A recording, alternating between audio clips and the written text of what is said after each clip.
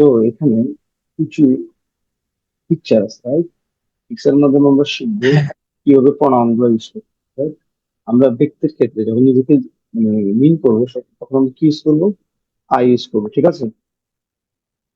যেটা তুমি প্রথম চিত্রে দেখতে, আই থিঙ্ক তুমি দেখতেছো, রাইট? দেখতেছো? হ্যাঁ, দেখতেছে। আর দ্বিতীয় চিত্র একটু খেয়াল করো যে অন্যকে যখন আমরা মিন করবো, এই ব্যক্তিটা অন্য একটা মানুষকে দেখাচ্ছে, রাইট? ইউ দিচ্ছে, রাইট? মানে ইউ মানে তুমি, রাইট? হ্যাঁ, খুবই সিম্পলি মানে বোঝাচ্ছে। তো আর এখানে আহ, একটা মেয়ে বলতেছে আই মানে কি?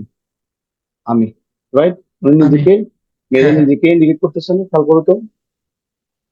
হ্যাঁ, কিন্তু যখন এখানে দুইটা মানুষ আছে, একটা একটা মেয়ে বোঝাচ্ছে, একটা ছেলে বোঝাচ্ছে, মানে একসাথে যখন একের অধিক, তখন কি বোঝাচ্ছে? ইউ মানে তোমরা। কথা বুঝতেছো?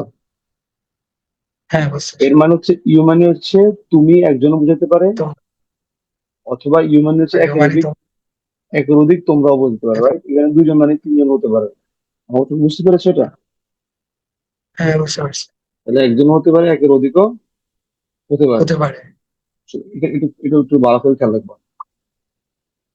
তারপরে তারপরে একটু খেয়াল করো যে হচ্ছে দেখো এখানে একটা ছেলেকে বোঝাচ্ছে, রাইট? ছেলেকে কি দ্বারা ইন্ডিকেট করতেছে? কি দ্বারা, কি দ্বারা? হ্যাঁ, হি দ্বারা। তাহলে ছেলের প্রণাম কি? হি। কি? তারপরে দেখো এখানে এটা মেয়ে, রাইট? মেয়েকে কি ইন্ডিকেট করতেছে কি দ্বারা? সি দ্বারা। সে দ্বারা। এটা দেখা যাচ্ছে? হ্যাঁ, হ্যাঁ, দেখা যাচ্ছে। গুড। তারপরে দেখো এখানে একটা চেয়ার আছে, ও চেয়ারকে কি কি দ্বারা ইন্ডিকেট করছে? ইট দ্বারা না? ইট, ইট দ্বারা কিনা? ইট মানে ইহানা। তাহলে যে কোনো জড় বস্তুকে আমরা কি দ্বারা ইন্ডিকেট করতে পারি? এখানে চেয়ার দ্বারা বোঝাচ্ছে যে কোনো জড় বস্তুকে আমরা চাইলে ইট দ্বারা ইন্ডিকেট করতে পারি, কেমন? হ্যাঁ, ঠিক আছে। হ্যাঁ, ওকে, তারপরে একটু খেয়াল করো পরেরটা দে, মানে দেখো এখানে দুইটা জড় বস্তু আছে, মানে দুইটা চেয়ার বোঝাচ্ছে। তাহলে অনেকগুলো জড় বস্তুকে আমরা কি দ্বারা ইউজ করতে পারি, ইন্ডিকেট করতে পারি? দে দ্বারা।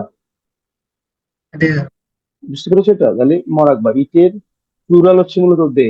ক্লিয়ার? ডিয়ার। এটা আবার ইটস বলা যাবে না। এখন দেখো এখানে হিদার একটা ছেলেকে বুঝাচ্ছে কিনা?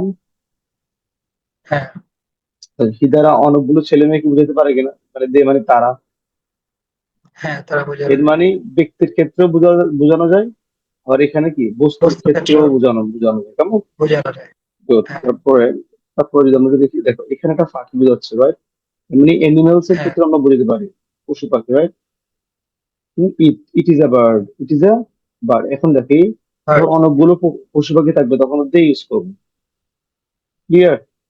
তাহলে দের ক্লিয়ার। কিন্তু অনেক ভ্যারাইটিস ইউজ আছে নাকি? হ্যাঁ, তাহলে মানুষের ক্ষেত্রে ইউজ করা যাবে, জড় বস্তুর ক্ষেত্রে ইউজ করা যাবে, পশু পাখিদের ক্ষেত্রে কি করা যাবে? ইউজ ইউজ করা করা যায়। ইউজ করা যাবে, তাই না? Good. মানে তুমি এক্সাম্পল দিতে পারো যে I saw lots of bird, they are flying in the sky. আমি অনেকগুলো পাখি দেখেছিলাম যারা কি করতেছিল, আকাশে উঠতেছিল, রাইট?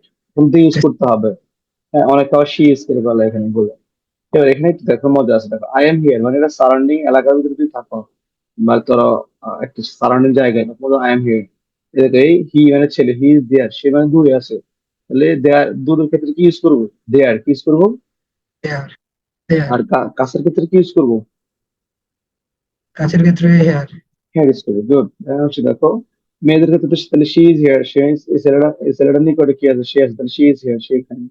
আর এখানে শি ইজ দেয়ার মানে মেয়েটা অনেক দূরে আছে, রাইট? আছে। হ্যাঁ, গুড।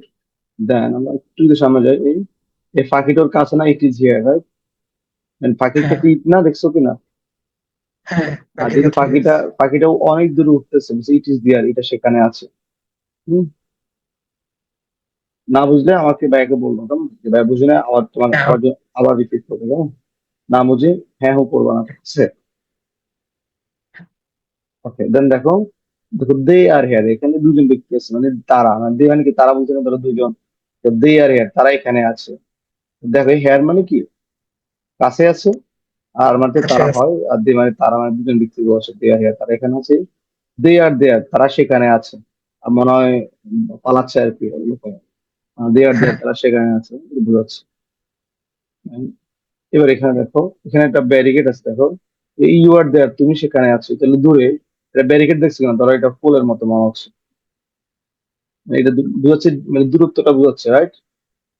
হ্যাঁ মানে ইউ আর দেয়ার মানে তুমি সেখানে আছো। দেয়ার হ্যাঁ, আবার এখানে একটা খেয়াল করো যে এখানে কিন্তু দূরত্ব, কিন্তু তাও লিখছে কি ইউ আর দেয়ার, বা দুজন আছে, তাহলে ইউ আর দেয়ার মানে তোমরা সেখানে আছো। কথা বুঝা গেছে? তাহলে যে জিনিসটা গুরুত্বপূর্ণ যে ইউর অর্থ কখন কিভাবে হবে, এটা তোমাকে কনসেপ্ট তোমাকে দেখে বুঝতে হবে যে ইউ ইউজ করবা নাকি অন্য কিছু ইউজ করবো, নাকি ইউজ করা যাবে না, কেমন? হ্যাঁ আর একটা জিনিস দেখবো আমরা, এটা দেখবো, এটা দেখে আর আজকের জন্য শিখতে আর আমরা দেখবো না, পর আমাদের মেইন লেসনে যাবো, কেমন? ঠিক আছে, বলছে ইউ আর হেয়ার মানে এই ছেলে, এই ছেলেটা হার্ট খেয়াল করো, এই ছেলেটা কিন্তু এই মেয়েটাকে নিয়ে করতেছে, দেখতেছো? দেখা যেতেছে। হুম। জি ভাইয়া। আর এখানে দেখো, এখানে সবাই একসাথে বলছে উই আর হেয়ার, আমরা এখানে, রাইট? হেয়ার হেয়ার হ্যাঁ। এটা হচ্ছে মূলত আজকে এই পিকচারের মাধ্যমে তুমি অতি সহজে বুঝতে পারতেছো না, মানে কখন কি ইউজ করবা, হেয়ার ইউজ করবা, দেয়ার ইউজ করবা, নাকি হি ইউজ করবা না শি ইউজ করবা, নাকি ধরো একটা তোমার সামনে একটা কলম আছে, মানে এটা একটা কলম, তাহলে ইট ইজ আ ফ্যান না শি ইজ আ ফ্যান বলবা, কি বলবা? হিট বল। হুম।